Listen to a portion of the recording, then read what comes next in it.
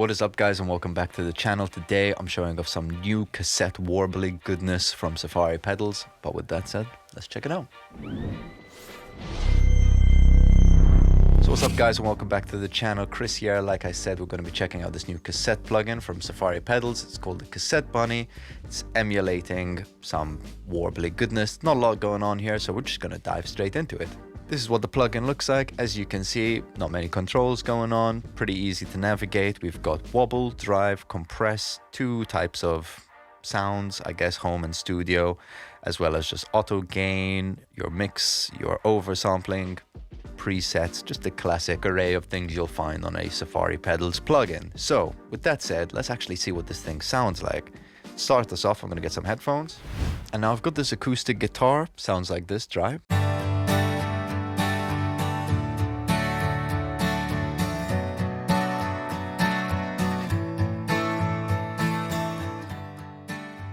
Now this is what it sounds like with Cassette Bunny.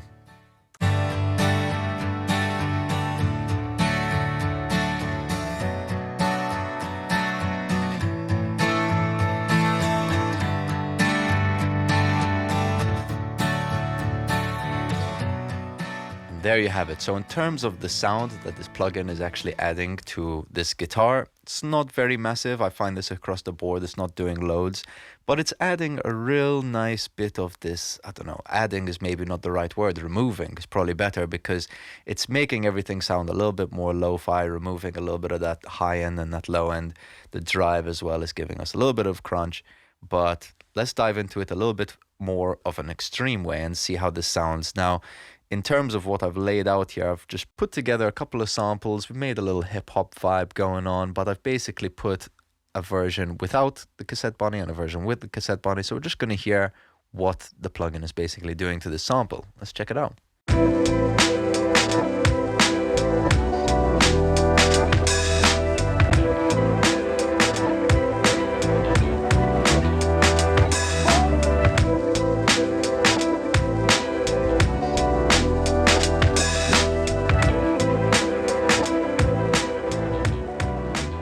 So checking it out there, you can hear there's a subtle difference between the clean and the tape version.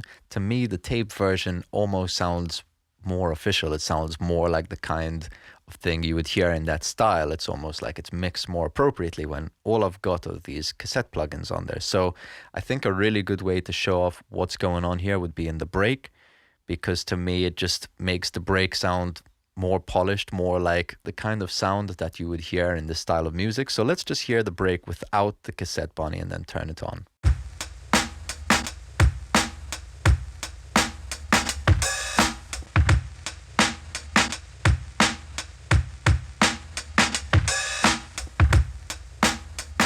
So you can hear it's rolling off a bit of that top end, maybe even rolling off a little bit of the low end, because the low end feels like it tightens up a bit. Again, not really doing much. I've got the drive on, but it's set to 0%. No compression, a little bit of wobble. So let's push this to the limits a bit and see what we can make it sound like. Even at 100%, you know, it's not blowing off your ears.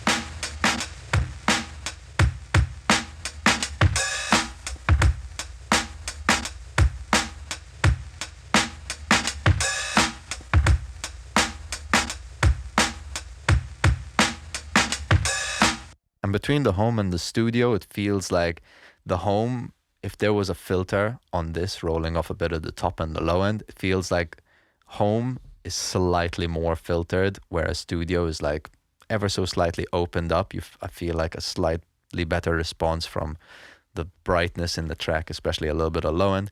Let's try this compression. It's nice, that with a little bit of gain.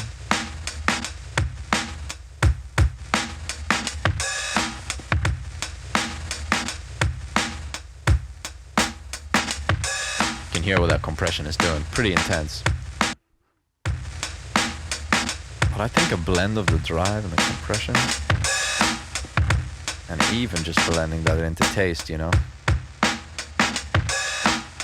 just gives you a really nice character overall. I really like it. Now, something that maybe this plugin wasn't made for is I quite like plugins that include a wobble mode, a wow and flutter, or whatever the case. as well as a blend, naturally you're going to get some chorusing because the pitch is going like this. And if you've got it on 100% blend, you're not going to hear that. But as soon as you start to pull that wet dry back and introduce more of the dry signal, you're going to be getting that chorusy sound. So I'm just going to go back to this acoustic guitar, and if I play it in solo, you can hear what I mean.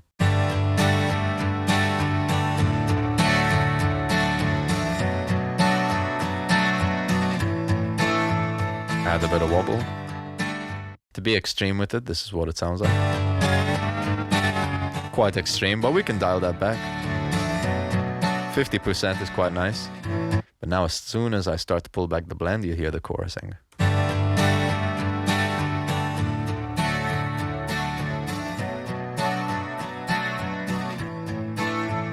Turn it off.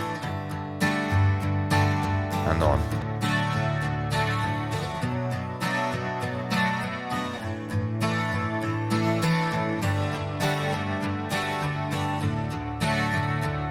Which is really cool because now, as opposed to just being like a cassette sound, you're adding chorusing, you're adding drive, you're compressing, but you can also do this all in parallel, right? I mean, you're only going to get the chorusing if you're doing this in parallel, but instead of now just giving your item, whether it's a guitar or a drum kit or a vocal, just the sound of the plugin, you can actually blend it to taste and create something new, which I really like from this. You know, whether you're at 0, 100%, or 50%, I think it sounds really satisfying. It sounds lovely. I'd love to hear this on a mix, actually. So let me find an old track I'm working on. All right, this is hip-hop kind of vibe again. Let's just make sure the warp is turned off. And this is what it sounds like, dry.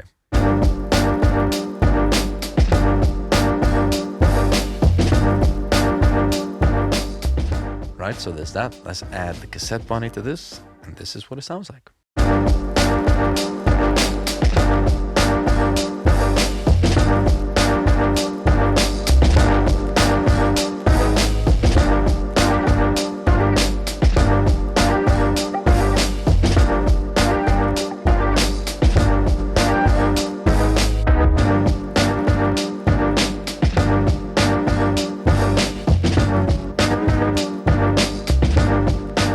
Try this in parallel.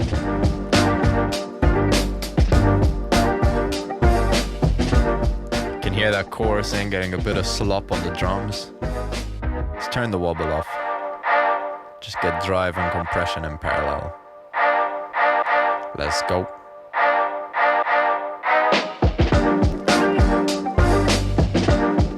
You can hear the difference between the home and the studio. Brightens up.